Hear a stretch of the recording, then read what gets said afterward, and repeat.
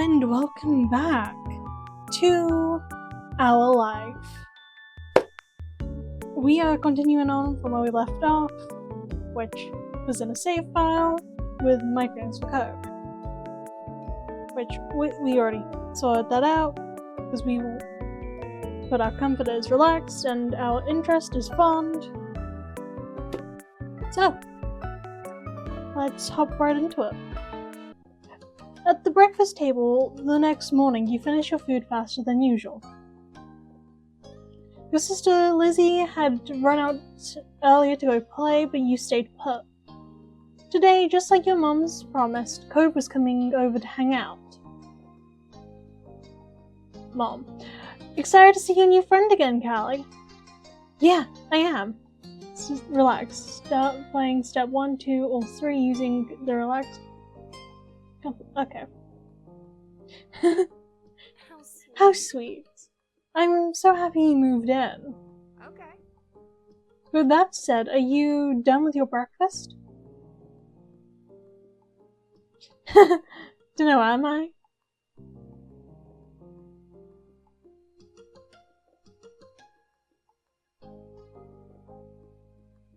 You gestured down to the empty dish in front of you, raising your eyebrows dramatically.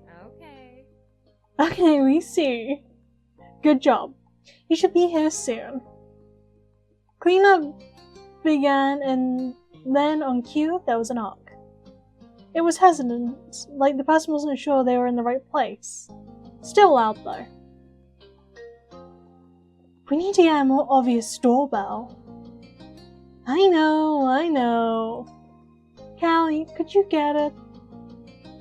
Wiggling out of your chair without really pushing it back, you made your way to the door. Hey, whole family, thanks for having us. Mr. Holden, as your moms have called him, and his son was there. Here. Whoops. Cove looked different in the bright lighting of your living room, and when he wasn't crying. With his dad standing in front of him, and mom and mommy behind you, you and Cove looked at each other. Pleased to see your new friend again, you smiled at Cove. He smiled back with some hesitation. So Cove had to have knocked on the door. He's hesitant.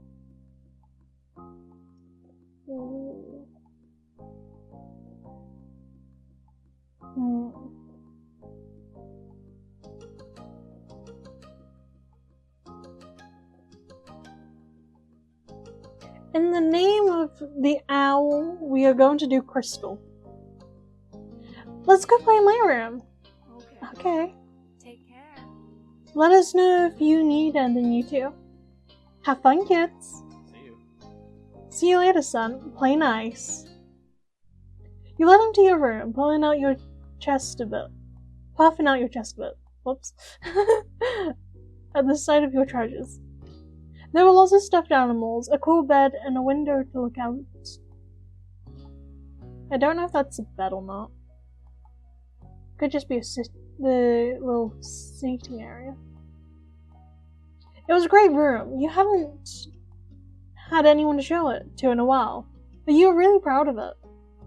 You leaned in a little closer to one of your drawings on the wall. I like this. I drew that! Cool. You smiled at him. You were proud of that particular art piece, and you were glad he noticed it. He turned to look around the room a little more, studying the books on your desk and the pictures on the wall.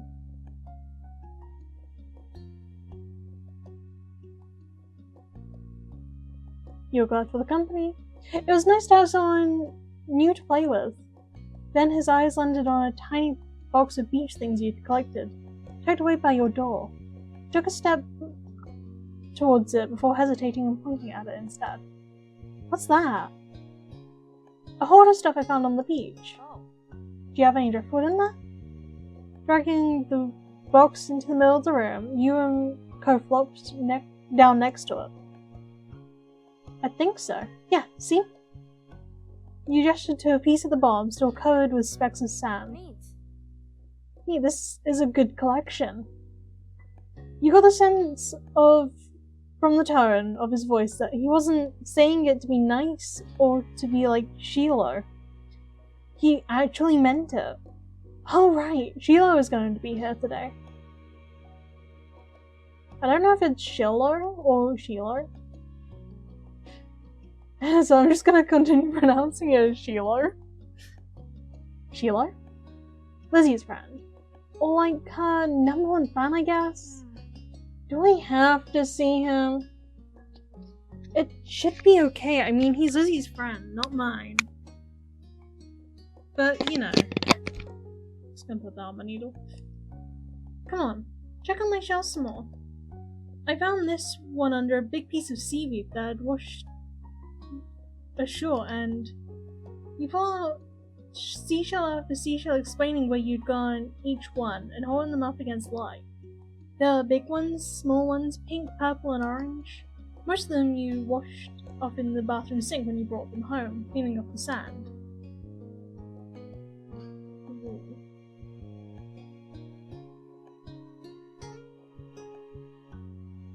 I don't want to come off nerdy.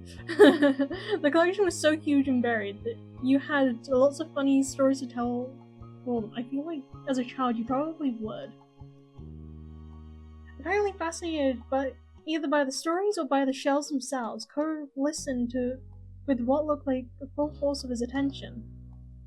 Like when you almost got pinched by a hermit crab while searching for shells, and after watching him scuttle back into the ocean, you found another empty shell that was almost a twin to his home.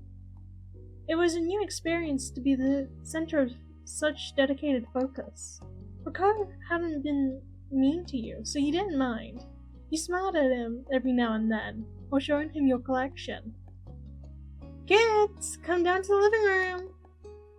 You could tell the idea was making him unhappy, but Molly wasn't giving you much of a chance to hang around.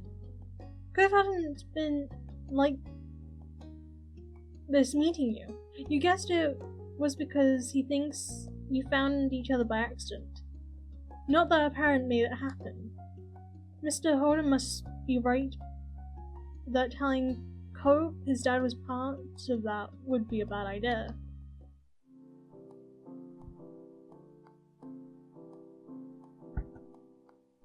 Gotta stay hydrated. Before you knew it, you both being escorted downstairs and deposited in the living room, ready for Shiloh's visit. The two of you sat side by side on the floor of your home's entryway. I brought the box of shells. I want to keep looking at them. Great! Bust it open. We can keep looking while we wait for Shiloh. Cove reached in and pulled out a big orange shell. Oh. Like he hadn't spoken aloud. He turned to you and held it up, his eyes shining. I think this is the best of them.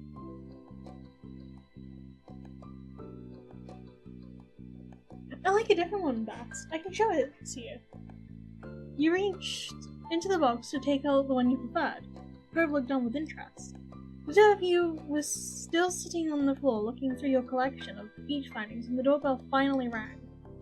Cove jumped, startled by the sound. Since the person had knocked, you figured it was probably Shiloh. He knew where to look for that. Lizzie's friend?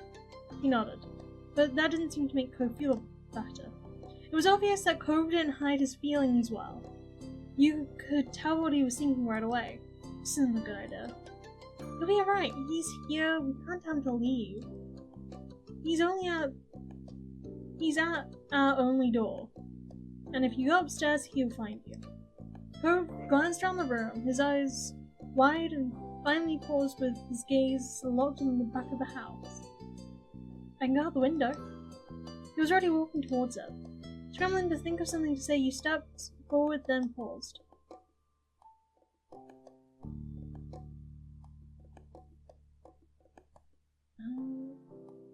Cheer up, Charlie's gonna like you. He likes everyone, I mean it. But I don't want to see him, I don't know him. You comfort him. It's okay if you're worried. Nobody warned you this was going to happen. Thanks. Charlie poked his head into the living room. It was impossible to know for sure if he heard what you'd been saying or not. But yes, he had. Hi, Callie! And hi, Cove? Cove shot you an uneasy glance. Hi. I'm Shiloh. It's nice to meet you. Yeah. You have a lot of freckles. Right. I do. What are you guys doing? Look, I'm looking at shells. Awesome! Can I do it too? Cove shrugged, then looked back at your box of beach findings. What about that one? The plan for the afternoon, at least as far as you were concerned, was to sit and look at the beach things some more. You weren't really in the mood to do much of anything else, especially if Cove was having fun. Hey, check out this scallop shell I found. Cool, right? It's a pretty color, kind of like my cat's. The beautiful glittering pink did look a bit like the wrap around his arm. Pink is a nice color. Okay. Oh? Is it your favorite? Not really. What is? Maybe green or blue, it might be yellow. Oh, those are all cool. I guess. I guess.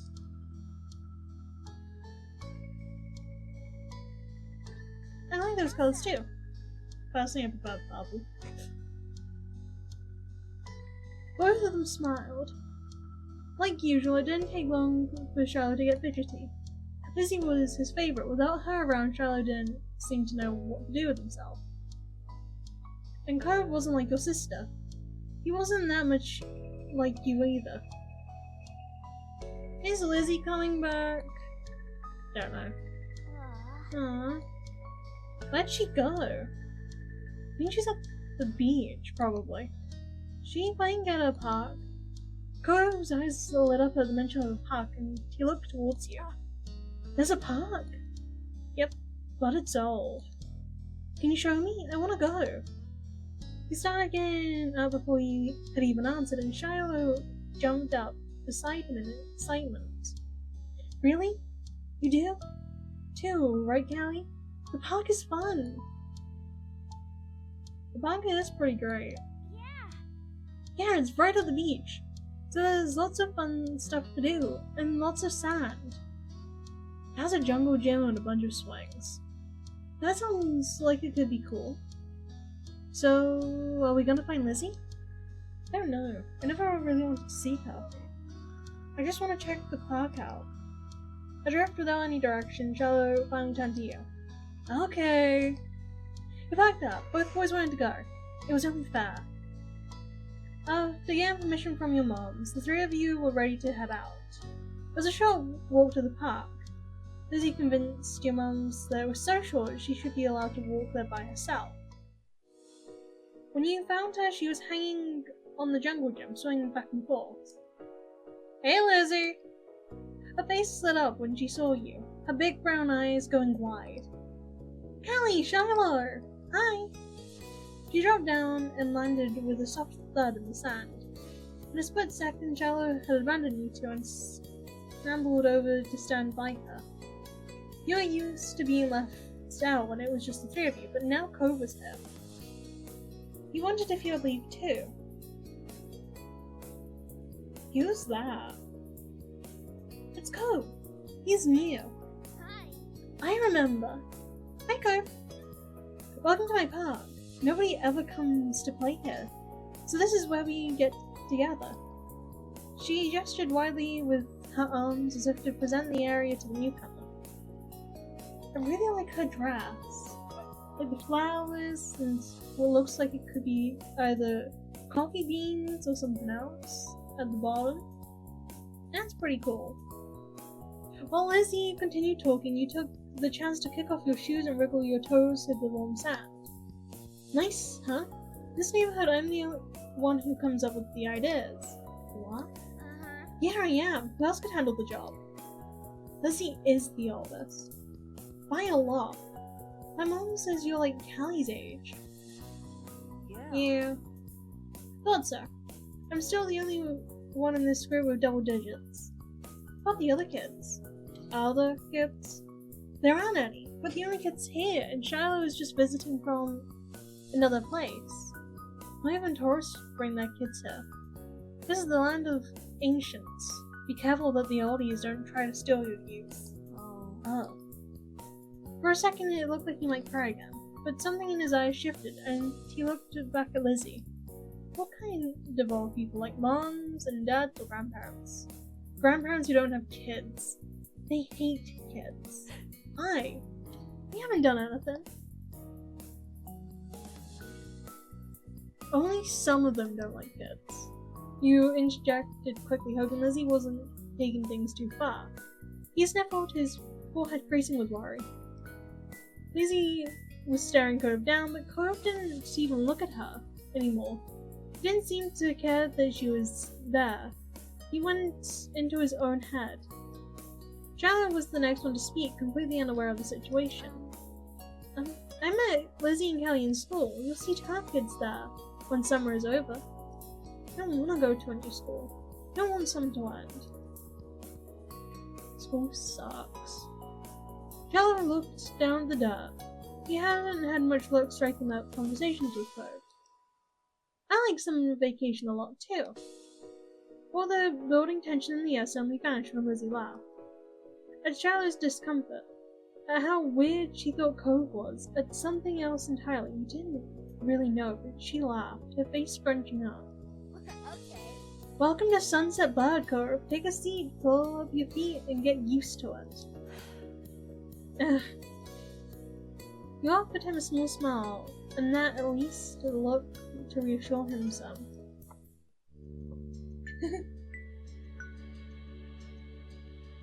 For the rest of summer, Cove was always there.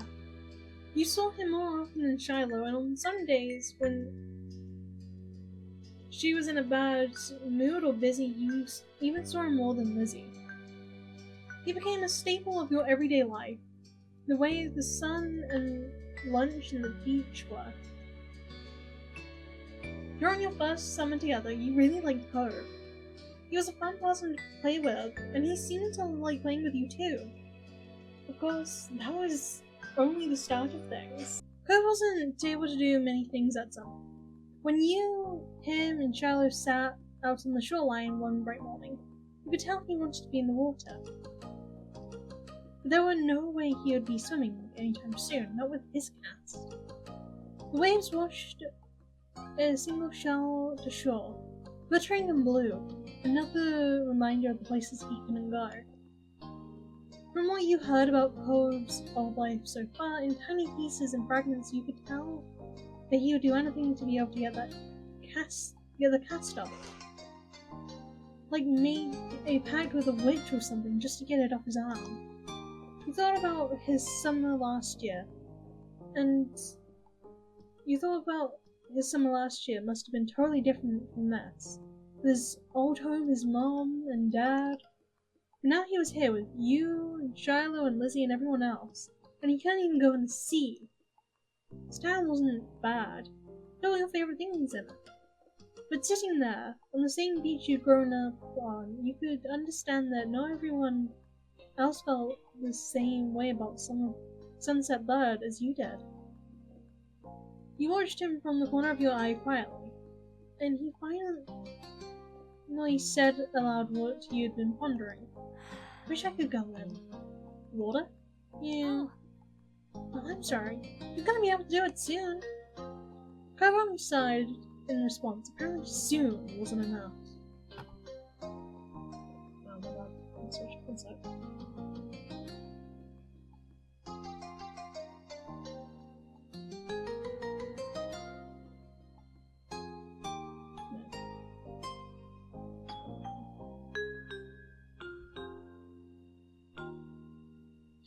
It's so pretty, the ocean.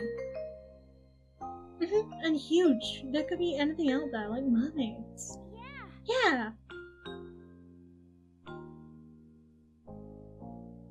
I wish you didn't have a cast. Me too. Obviously not interested in hearing much more of your input on the situation. Cove turned back into the water. but as he looked away, something about Shiloh's slow, careful movements caught his eye. Hey, you got in a sandcastle? Sort of. I was only playing around while you were talking. I'm listening. Maybe I could too. I've only made big piles before. It's really nothing special. I'm sure you'll be good at it right away. Well, how do you do it then? Charlie's cheeks lit up. You could tell he was a bit uncomfortable to have Cove's constant stare at him. I'll play too. I love making sand stuff. Okay. He put his hands back to his seashells and sand and nodded. I don't do it a lot. Here's how I like to get a house started. Charlie focusing more intently than you'd ever seen him, guided Cove through his process. You happily use your own method. Dry sand and wet sand. Mixed. It didn't take long for the three of you to each have humble structures prepared. That's all.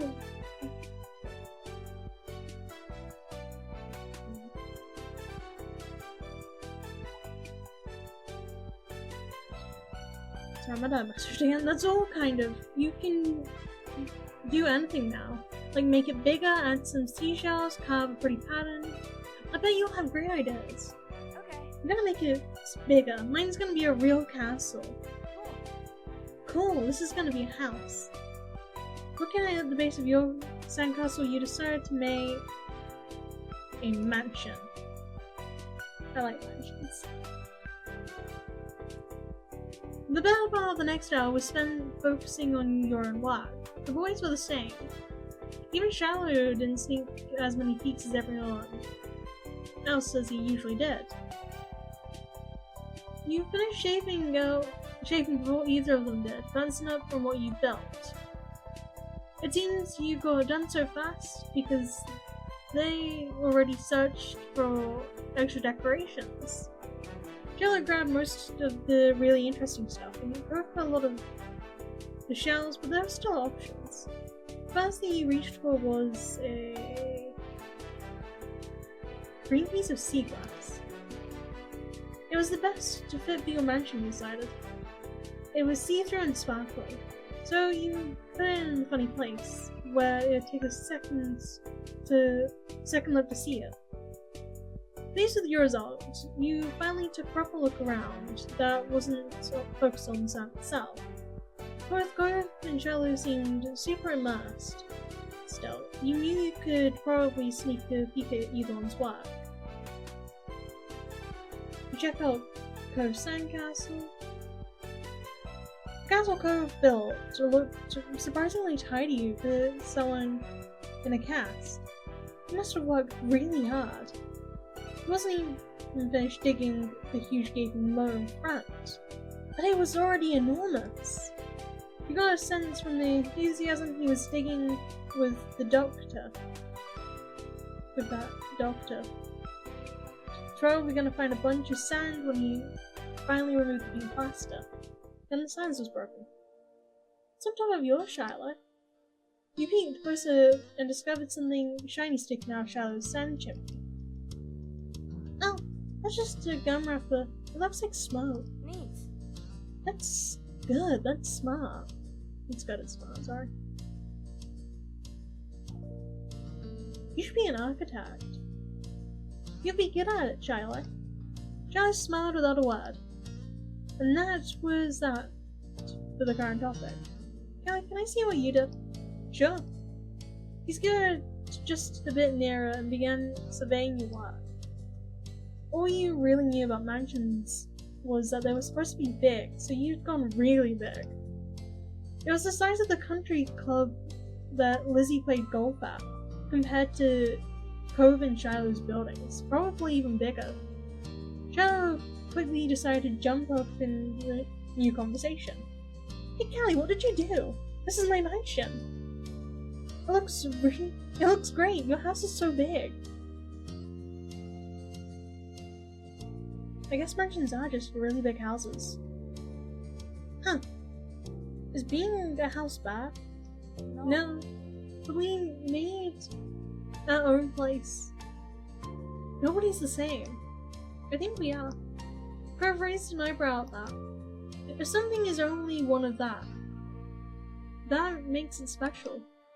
Yeah, the sandcastles and stuff. People too. My dad always says how everyone is their man. A real individual. I don't think I'm very special.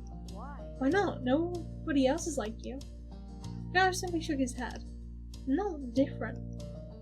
A beat passed between the two of them. Cove then looked down at his own work again. Okay. He didn't seem to be bothered leaving the disagreement hanging there. Cove had other things on his mind.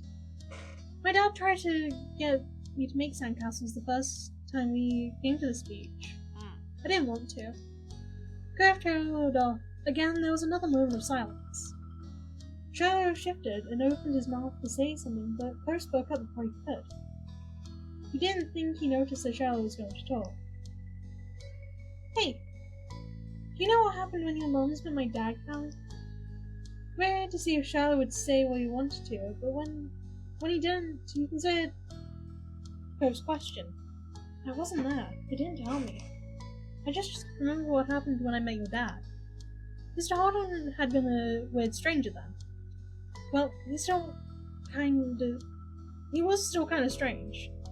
No other parent acted like him, but you knew him better at this point. Now that you thought about it, it made a lot of sense that Cove's dad talked to him about people being unique. You pulled from your thoughts when Cove continued. Oh, well, I was there. I don't think my mom has met your dad. Yeah, I'm pretty sure she hasn't. Kelly's parents and my dad met the same day I met them. I'm gonna say what happened. Just hydrate again real quick.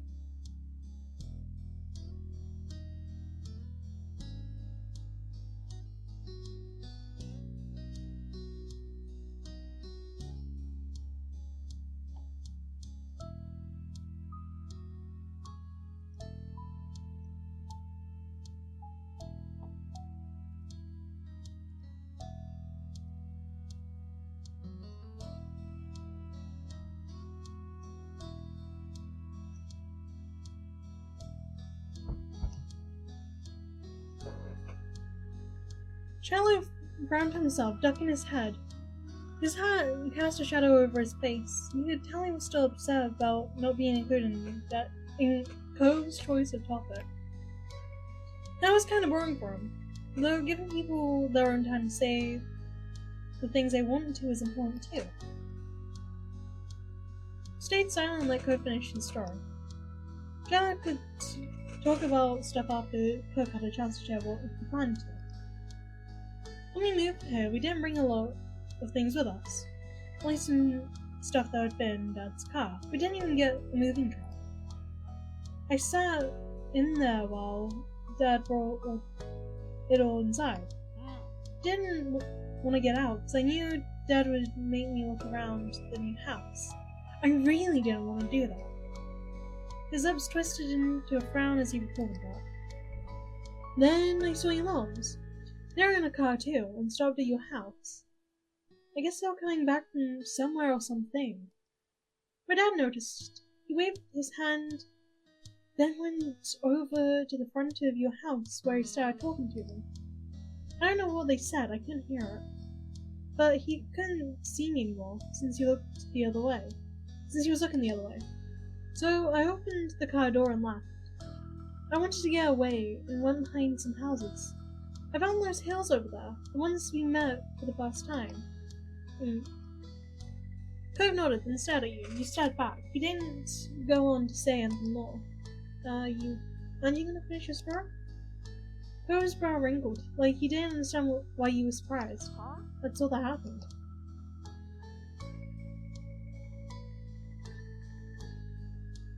Thanks for telling me. You're welcome. Even if not much happened to you, I'm gonna complain about knowing the story. Shiloh's mouth twisted into a scowl of disbelief, but he said nothing. Why'd you bring that up anyway? There was a slight shrug of Cove's shoulders. Well... I was thinking about it because of the Sandcastle. It made me remember when I moved to here. Dad showed me the beach class before we went back to the Carton Park. He was really excited about it for some reason. Cove's brows furrowed a little more as he quietly raked his hands through the sand. I get it. You thought maybe Mr. Holden wasn't that excited about the beach and was instead hoping Cove might be. But the line of conversation had come to its end. Even Cove was done with it. Some other topic had popped into his head. Carlo fidgeting uncomfortably in the sand had made Cove aware of his presence again.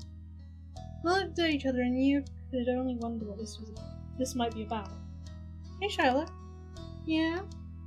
Why are you always turning so red, even when nothing's happening? Fairly startled, he dragged back. Neither you or Shiloh expected that to be how you drifted in the conversation again. I don't know, I guess. Okay, it's kind of weird. Shiloh's eyes were wide with embarrassment and his lips twitched. He was blushing even harder than before. Maybe it wasn't only this, perhaps it was simply the last straw. But it was a big deal to Shiloh. A huge deal. He didn't just look sad. He seemed almost panicked. You weren't sure if he was about to cry or run away or what. You soon got an answer. Why'd you wear glasses? Most kids don't wear glasses. And nobody is named Cove. Who asked you to come? It was probably just your dad bugging Callie's family some more, because you don't have anyone else who'll play with you. Cove blinked. Tension on the beach was certainly uncomfortable in a way he didn't know how to laugh it off. It didn't seem like the kind of thing he would get upset about, though you hadn't ever known what kind of thing would bother Shiloh. I'm sorry. Me too. I was just wondering.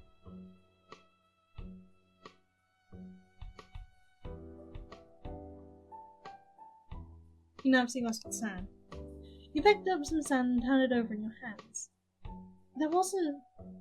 There didn't seem to be much you could do to stop the fire, and you weren't sure what to do with yourself. Cove looked over what you were doing and started building his own set of rules.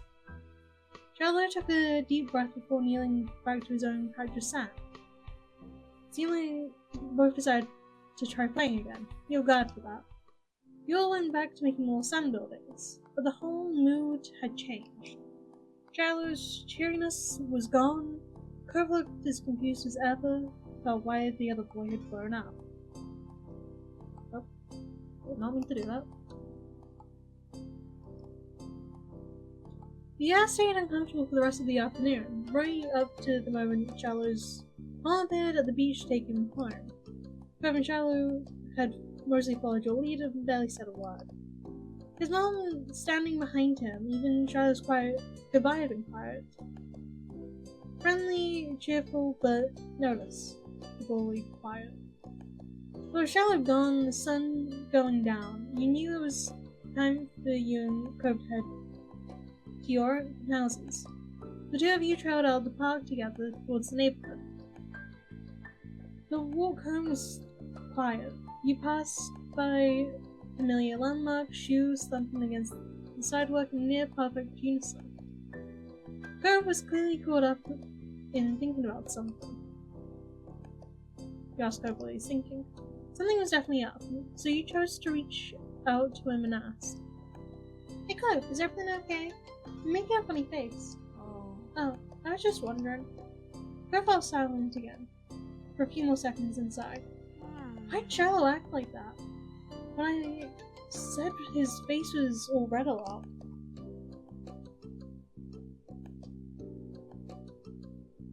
He gets embarrassed. Embarrassed? But I didn't say anything that bad. It might have upset him anyway. I guess. I can get it. Why he would do that. Sometimes I get really mad too. Despite seemingly coming to a conclusion, Cove's mood was still sour. Hey, Callie, was Charlotte telling the truth? Huh? His gaze left yours as he dug the sole of his shoe into the ground. He looked oddly vulnerable for a second. Does my dad make you hang out with me? I know you told us to your moms all about that a lot. An uncomfortable weight settled in your chest. You liked spending time with her. You didn't even have to think that hard about it. You needed it. But you couldn't help feeling guilty. But I still didn't know what happened when you met Mr. Holden.